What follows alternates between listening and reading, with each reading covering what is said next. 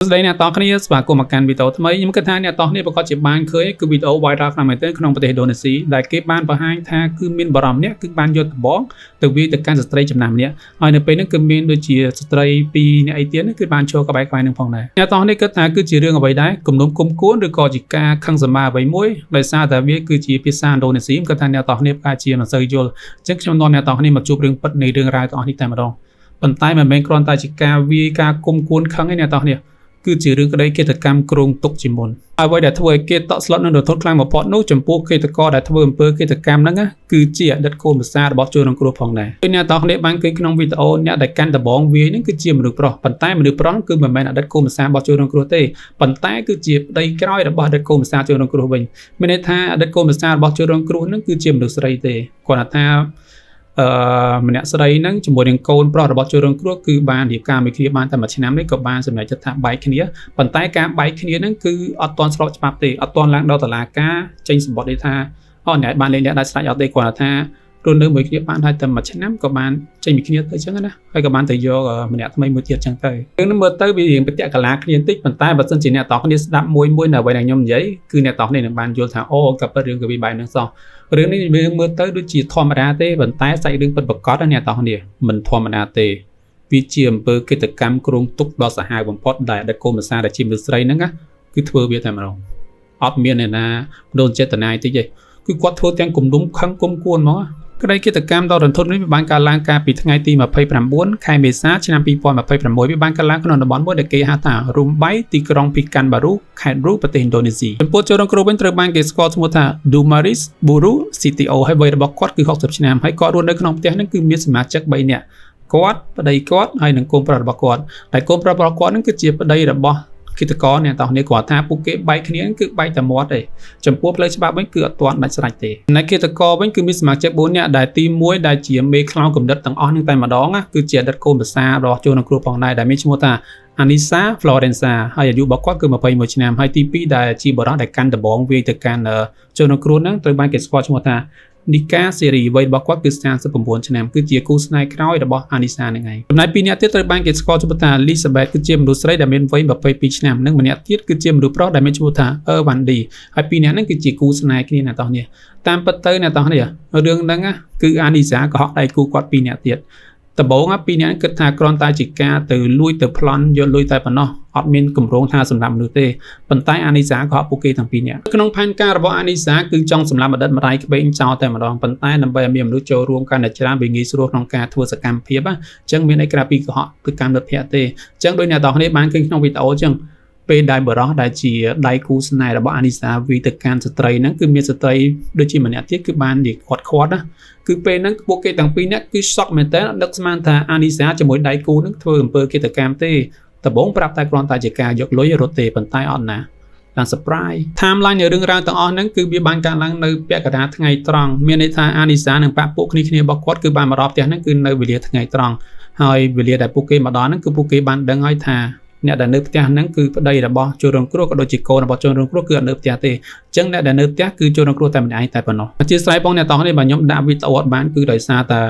បើសិនជាខ្ញុំដាក់វីដេអូ YouTube នឹងចាំខ្ញុំអញ្ចឹងខ្ញុំដាក់ជារូបភាពជំនួសវិញហើយដោយអ្នកទាំងនេះបានឃើញក្នុងវីដេអូអញ្ចឹងគឺនៅពេលដែលឃាតករគឺបានដើរចូលមកកាន់ក្នុងផ្ទះហ្នឹងគឺបានរាក់ទាក់ជាមួយម្ចាស់ផ្ទះគឺដូចអ្នកស្គាល់គ្នាអញ្ចឹងគឺថើបដៃថើបអីអញ្ចឹងណាគឺជាការគោរពរបស់សាសនាមូស្លីមហ្នឹងឯងអញ្ចឹងនៅពេលហ្នឹងពួកគេទាំងអស់គ្នាក៏បាននិយាយគ្នារៀងយូរដែរស្រាប់តែមកស្ទុះក្រោយមកគឺពួកគេធ្វើតាមផែនការបរិសុទ្ធដែលជាគូស្នេហ៍របស់អានីសាហ្នឹងគឺបានយកដបងវាយទៅកាន់ជនរងគ្រោះតែម្ដងបាទអ្នកទាំងនេះបានឃើញក្នុងវីដេអូអញ្ចឹងគឺដាក់យកហើយចំពោះនៅពេលហ្នឹងគឺគ្នាគាត់ដែលអត់ដឹងរឿងហ្នឹងក៏បានព្យាយាមចង់យកដៃទៅគាត់ទប់អញ្ចឹងណាថាបានហើយប៉ុន្តែអត់ទេបរិសុទ្ធដែលជាជនដៃដនគឺដាក់យករហូតដល់តែជនរងគ្រោះគឺបានផុតតែម្ដងពេលដែលជនរងគ្រោះគឺបានផុតហើយពួកគេទាំង4នាក់ក៏បានធ្វើសកម្មភាពនៅតាមផែនការរបស់ពួកគេគឺបានប្រម៉ែប្រមូលរបស់របរម្ដងដែលមានតម្លៃក្នុងផ្ទះហ្នឹងមានពេជ្រកៅកងឬក៏របស់អគ្គិសនីដែលមានតម្លៃទាំងអស់គឺនាំគ្នាដាក់កាបូបដាក់ថង់អីគឺនាំគ្នាយកទៅទាំងអស់តែម្ដងបន្តមកទៀតឬមួយនឹងក៏បានអូសម្លាយដល់ពេលរសៀលគឺនៅពេលហ្នឹងអ្នកជិតខាងអីអត់មានគេដឹងទេរហូតដល់ពេលរសៀលគឺប្តីរបស់គាត់គឺមកពីខាងក្រៅវិញចូលដល់ក្នុងផ្ទះក៏បានឃើញប្រពន្ធបែបហ្នឹងក៏បានឆោឡោនិងបានទេទៅហៅឡានពេទ្យក៏ដូចជាប៉ូលីសផងដែរបន្ទាប់ពីប៉ូលីសចុះមកដល់គេក៏បានធ្វើកសោវិច័យក៏បានបង្ហាញថាជនរងគ្រោះគឺបានស្លាប់ដោយសារតែការវាយដោយរបស់រឹងអញ្ចឹងនៅពេលហ្នឹងគេក៏បានសុំឆៃមើលកាមេរ៉ាស្បាតពីក្នុងផ្ទះ គឺ